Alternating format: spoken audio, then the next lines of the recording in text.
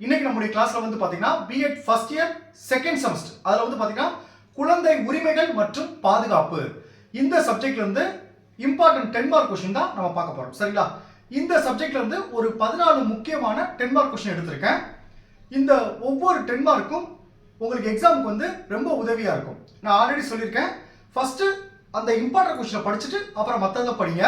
Important question மட்டும் படிச்சுட்டு exam போக வேண்டாம். ஏன்னா ஒருவேளை கொஸ்டின் வந்து கொஞ்சம் கடினமாக கேட்டாலும் அந்த டைம்ல நம்ம கஷ்டமாயிரும். சரிங்களா?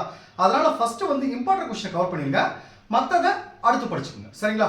இப்போ அந்த இம்பார்ட்டன்ட் கொஸ்டின் சொல்றதுக்கு முன்னாடி நம்மளுடைய BEd first year second semester கிளாஸ்ல புதுசா ஜாயின் பண்றதுக்கு நிறைய பேர் கால் பண்றீங்க. நீங்க எப்படி ஜாயின் பண்ணணும்னா என்னுடைய மொபைல் நம்பர் 9159084262 இந்த நம்பருக்கு கால் பண்ணுங்க. நம்முடைய கிளாஸ்ல நீங்க எப்படி ஜாயின் பண்ண சொல்லி உங்களுக்கு நான் டீடைலா சொல்லிடுவேன். அதே மாதிரி புதுசா ஜாயின் பண்ணவங்களுக்கும் நான் இது வரைக்கும் நடந்த அந்த பழைய கிளாஸ் நோட்ஸ் எல்லாமே நான் அனுப்பிச்சு வச்சிருவேன்.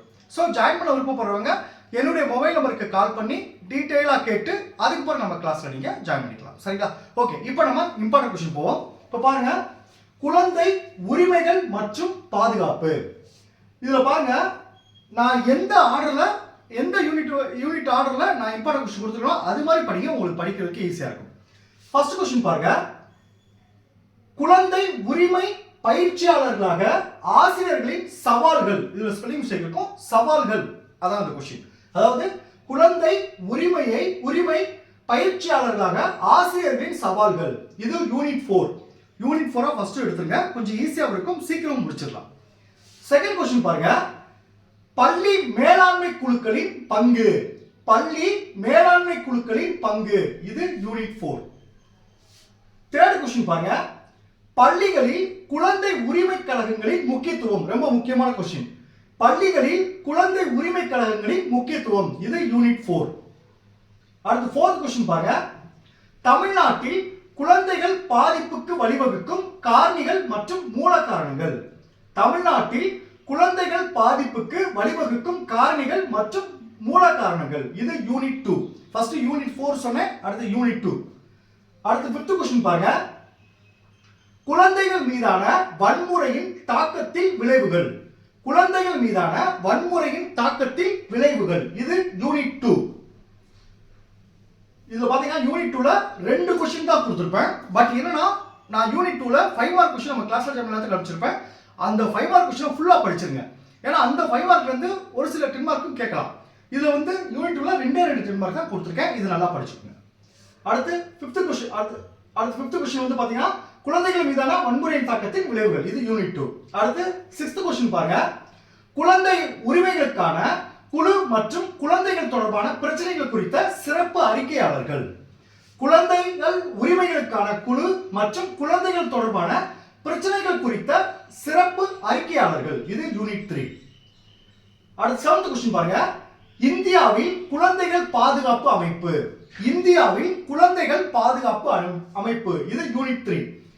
அதாவது யூனிட் 3 இந்த ஒரு கொஸ்டின் சொல்லியிருக்கேன், இந்த ஒரு யூனிட் 3 கொஸ்டின் சொல்லியிருக்கேன். 8th கொஸ்டின் பாருங்க, குழந்தைகள் பாதுகாப்பு பற்றிய தேசிய மற்றும் மாநில கொள்கைகள். இது யூனிட் 3. அப்ப யூனிட் 3ல இருந்து 3 கொஸ்டின் கொடுத்திருக்கேன். குழந்தைகள் பாதுகாப்பு பற்றிய தேசிய மற்றும் மாநில கொள்கைகள். அடுத்து 9th கொஸ்டின் பாருங்க, குழந்தைகளின் பங்கேற்பையும் பாதுகாப்பையும் உறுதி செய்வதற்காக அவர்களின் வழிகாட்டிகளாக ஆசிரியர்கள். இது ரொம்ப ரொம்ப முக்கியமான கொஸ்டின், உங்களுக்கு எக்ஸாம் வரதுக்கான அதிகமான வாய்ப்பு இருக்கு. அதாவது குழந்தைகளின் பங்கேற்பையும் பாதுகாப்பையும் உறுதி செய்வதற்காக அவர்களின் வழிகாட்டிகளாக ஆசிரியர்கள். யூனிட் 5. அடுத்து 10th கொஸ்டின் பாருங்க, குழந்தை உரிமைகளை கொண்டாடுவதற்கான திறன்கள். குழந்தை உரிமைகளை கொண்டாடுவதற்கான திறன்கள். இது யூனிட் 5. அடுத்து 11th கொஸ்டின் பாருங்க, பாதிக்கப்படக்கூடிய தேவையுள்ள குழந்தைகளுக்கான உளவியல் சமூக ஆதரவு மற்றும் பரிந்துரை சேவைகள். இது ரொம்ப ரொம்ப முக்கியமான கொஸ்டின். 5th யூனிட்ல வந்து நல்லா கவனிச்சுங்க. இந்த 9th கொஸ்டினும் இந்த 11th கொஸ்டின், இந்த 5th யூனிட்ல 2 கொஸ்டின் ரொம்ப ரொம்ப முக்கியம். 2ல இருந்து 1 உறுதியா வரதுக்கான வாய்ப்பு இருக்கு. சரிங்களா? அதாவது 11th கொஸ்டின் பாத்தீங்கன்னா பாதிக்கப்படக்கூடிய தேவையுள்ள குழந்தைகளுக்கான உளவியல் சமூக ஆதரவு மற்றும் பரிந்துரை சேவைகள். அடுத்து 12th கொஸ்டின் பாருங்க, குழந்தைகளின் உரிமைகளுக்காக ஐக்கிய நாடுகளின் மாநாடு. குழந்தைகளின் உரிமைகளுக்கான ஐக்கிய நாடுகளின் மாநாடு. யூனிட் 1. அடுத்து 13th கொஸ்டின் பாருங்க, குழந்தை உரிமைகள் மற்றும் நிலையான வளர்ச்சி இலக்குகள். குழந்தை உரிமைகள் மற்றும் நிலையான வளர்ச்சி இலக்குகள். யூனிட் 1. அடுத்து 14வது கொஸ்டின் பாருங்க, மில்லேனியம் வளர்ச்சி இலக்குகள். மில்லேனியம் வளர்ச்சி இலக்குகள் இது யூனிட் 1. சரிங்களா? இப்போ பாத்தீங்கன்னா நான் 3 சப்ஜெக்ட்டுக்கான இந்த இம்பார்ட்டன்ட் 10 மார்க் கொஸ்டின் கொடுத்துட்டேன். அடுத்து ஒரே ஒரு சப்ஜெக்ட் அந்த என்விரான்மெண்டல் எஜுகேஷன் மட்டும் இருக்கு. அதை அடுத்த கிளாஸ்ல கொடுத்துறேன். அது கொடுத்து முடிச்ச பிறகு இப்போ நான் ஒவ்வொரு சப்ஜெக்ட்டுக்கும் முக்கியமான 10 மார்க் கொஸ்டின் கொடுத்தேன் பாத்தீங்களா? அந்த ஒவ்வொரு 10 மார்க் கீழேயும் என்னென்ன தலைப்புகள் வரும் அதை அடுத்த கிளாஸ்ல இருந்து நம்ம கிளாஸ் ஜாம் எல்லாத்துக்கும் அனுப்ப ஆரம்பிச்சேன். சரிங்களா? Okay, thank you students. நம்ம நெக்ஸ்ட் கிளாஸ்ல பார்ப்போம்.